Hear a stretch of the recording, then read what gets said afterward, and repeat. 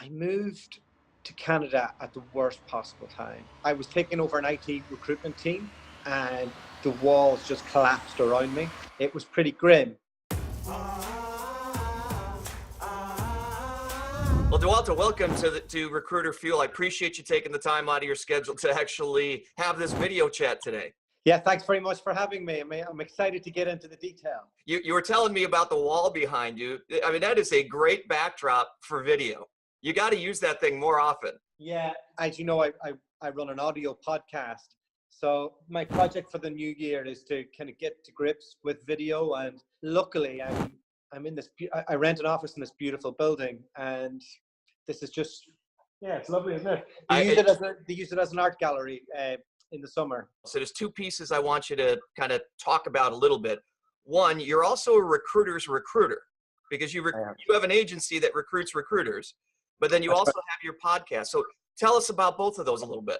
Where do I begin? My background is I've worked for a large UK organization, and I did that in Australia for a number of years. Okay. And then my wife and I moved to Canada, where we worked for a search firm for a little bit. And I moved to Canada at the worst possible time. How so? Well, it was 2015, and we moved to Calgary. And I'm not sure if you know much about the commodities prices of what happened there, but it was pretty grim. So I was taking over an IT recruitment team, and the walls just collapsed around me. So I kind of went from being in a big organization with lots of support, and the way those firms work is they really build you up and they kind of get your confidence going, and you just like it's all high activity, to a search firm in an economy that was collapsing.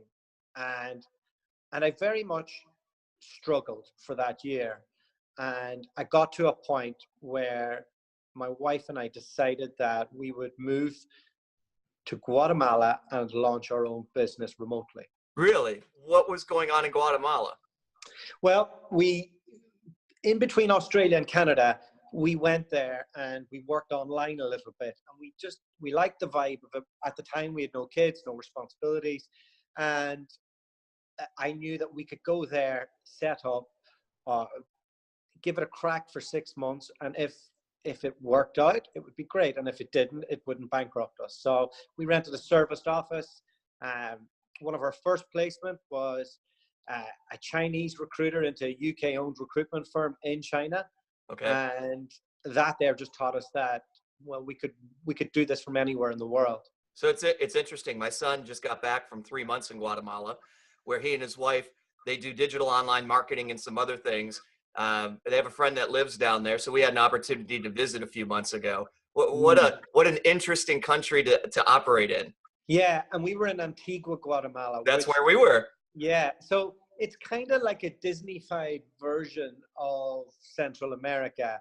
Like it's the place where people go in between their hard travels. Yeah. And I just loved it. You know, I'd wake up in the morning, I'd open up our patio door, and the temperature's always perfect. And I would look, and there'd be a volcano to my left and to my right. And, you know, it was just an amazing time. And, you know, my life's full of responsibilities and all the rest now, and the business is a bit busier and that, but I often look back on it, you know, as a cherished time. So did you go straight to the south part of England where you're at now, right after Guatemala?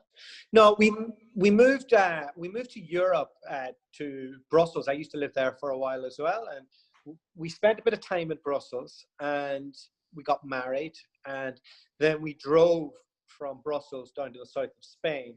And I was in the process of toying whether we wanted to really expand our search firm or try something new. And it was an interesting journey. But by the time we got to the south of Spain, my wife was pregnant, and she said, we have to move back to my village and I need to be closer to my mom. So here we are, 2 years later. So I've been here for 2 years now.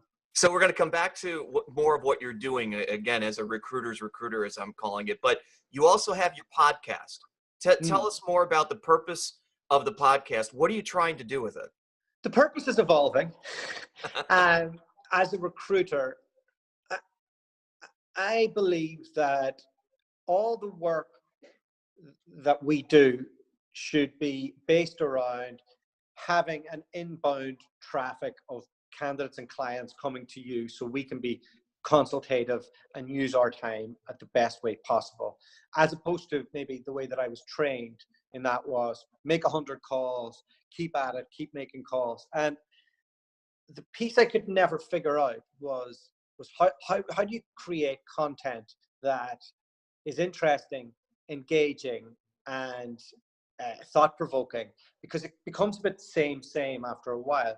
And I just did a lot of research into marketeers like Gary Vee, and it seemed like a logical thing. Like I have such an interesting network of agency owners, independent recruiters, and sharing their story has been really liberating, and it's allowed me to learn lots. Tell me a bit more about that, because that's one of the topics of discussion, is you talking about using content to drive brand candidates. Tell me more about your thoughts around that and how it differs from those of us. I've been in this business for 24 years now, right? When I did recruiting, kind of like your interview with Joe Mullings recently, right? Back in the day, it was mailing resumes. It was nothing but a phone and here in the States, yellow pages. But it's changing, and you just referenced that. Tell me more about that.